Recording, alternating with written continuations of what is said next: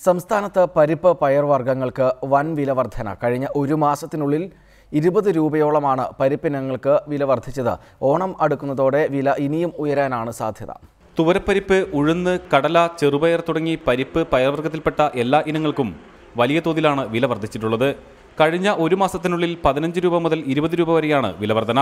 സാമ്പാറിനും മറ്റും ഉപയോഗിക്കുന്ന തുവരപ്പരിപ്പ് കിലോയ്ക്ക് 105 രൂപയിൽ നിന്നും 120 രൂപയായും ഉഴുന്ന് 90 രൂപയിൽ നിന്ന് 105 രൂപയായും വർദ്ധിച്ചു.